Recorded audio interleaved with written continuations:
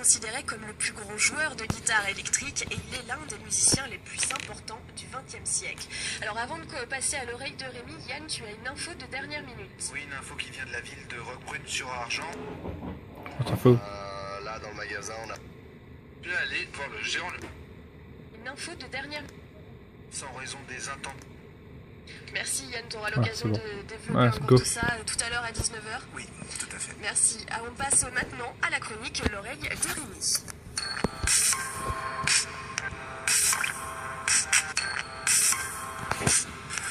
Et c'est l'heure de la chronique L'oreille de Rémi, comme tous les jeudis. Bonsoir Rémi. Bonsoir. Alors, où as-tu laissé traîner ton oreille cette semaine? Alors, je suis allé voir le gérant du magasin L'Île au Cotillon, Christian Colinelli. Le magasin se trouve à Palu depuis 10 ans. Alors Rémi, pourquoi t'es-tu rendu dans ce magasin? Tout simplement à cause de ces intempéries que connaît l'Est-Var, et particulièrement le zone de la Palu. Christian nous parle de ses conséquences de cette pluie sur son commerce. Là, dans le magasin, on a pris 30-40 cm. On n'a pas de chance parce qu'en fin de compte, on est un petit peu en dévers par rapport à beaucoup de nos collègues. Et nous, à chaque fois, on y a droit. Chaque fois que tu as un gros orage, on y a droit. Donc, c'est vraiment pas de bol. De l'autre côté de la route, à simplement des voisins qui sont à 30 mètres de nous, ils sont à peu près 70 cm, 80 cm au-dessus de nous. Donc, tant mieux pour eux, ils ont la chance d'avoir les pieds au sec. Et nous, à chaque grosse pluie, on y a droit. J'ai posé la question à Christian sur comment éviter la prochaine fois de se faire inonder. Il nous explique que c'est vraiment pas si simple. On essaye d'y réfléchir. Relever le magasin, c'est pas possible. On a malheureusement une hauteur de plafond qui nous le permet pas. Donc on serait trop mal à l'aise à l'intérieur du magasin si on le relève. La seule solution que l'on a, on y a réfléchi et pensé. On a un magasin qui est pour plus de la moitié en bardage. Donc on peut pas empêcher l'eau de rentrer. Simplement, comme font beaucoup de mes collègues avec ils appellent ça des bâtards d'eau pour empêcher l'eau de rentrer. Pour nous, c'est pas possible. Il faut qu'on arrive à sécuriser tout le périmètre du bâtiment. Donc ça demande à peu près un mur d'environ, je crois que c'est aux alentours de 75 mètres de long. Tu vois, il faudrait qu'on soit à peu près à 80 cm de hauteur. Il est ancré dans le sol aux alentours de 40 cm. C'est un mur étanche. Ça a un coût de 40 000 €. Il faut tout démonter. C'est un magasin où on a fixé sur le thème des pirates et des corsaires. Donc on a mis beaucoup de déco. Et même si on veut le réaliser demain, entre les planchers, tout ce que tu vois au niveau des habillages en bois et tout, ça demande un boulot qui est débile à faire, plus le financement qui est pas évident. Mais c'est la seule solution. On sera obligé, quoi qu'il arrive, de le faire. Autrement, on s'en sortira pas. Maintenant, Christian nous parle des anciennes intempéries que la Palu a connues ces dernières années. On est arrivé il y a 10 ans, on est arrivé en 2004, on a chopé notre première inondation en 2006. On avait pris 70 cm la première fois. En 2010, on a pris 1,60 m. Alors là, c'était plus une zone, là, c'était carrément un bassin. Tu voyais passer les gens en jet ski, c'était formidable.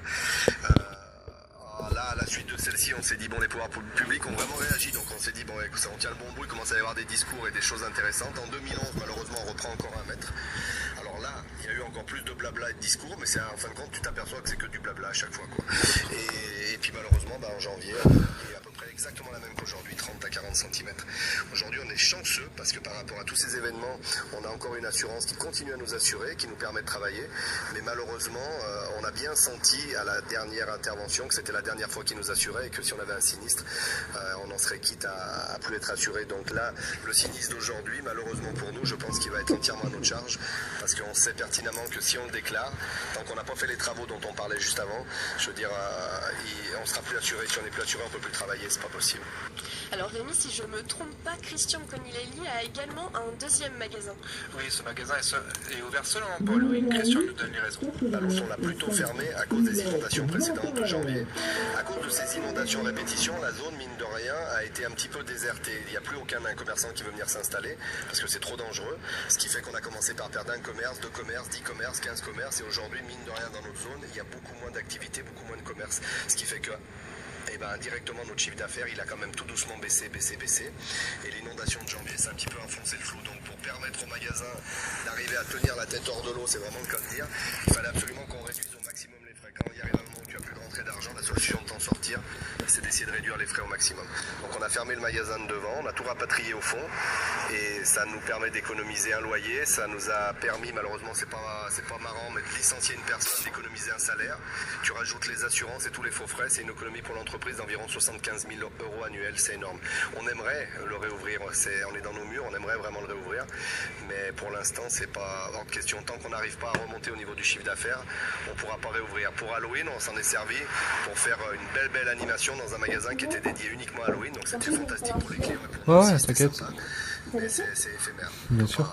Pour l'instant, on peut pas. Notre magasin encore, dans la Palue, un magasin d'enfants qui s'appelle Lune après Lune. Celui-ci a eu la chance, Bien sûr. il est placé un petit peu différemment. T'as l'air d'accord.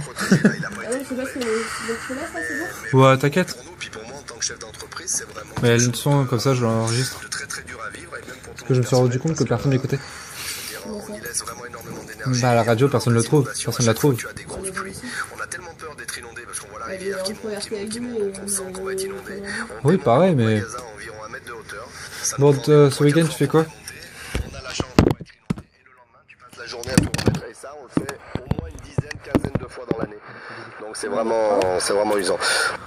C'était Christian Connelly, le propriétaire de l'île au Cotillon. Tu vas encore... Merci Rémi, alors à la semaine prochaine où il me semble que tu vas fourrer ton oreille au salon de la gourmandise. Mais comment ça se salon fait, Cracher, il est bien. fait pour toi. À la semaine prochaine. Jawed, Younes et Faïssan du collège André Léotard ont choisi J'espère qu'ils la vont pas prochaine le faire. chanson. Alors voici tout de suite Je trouve pas le sommeil de Jules sur Mosaïque Quoi FM et on se retrouve.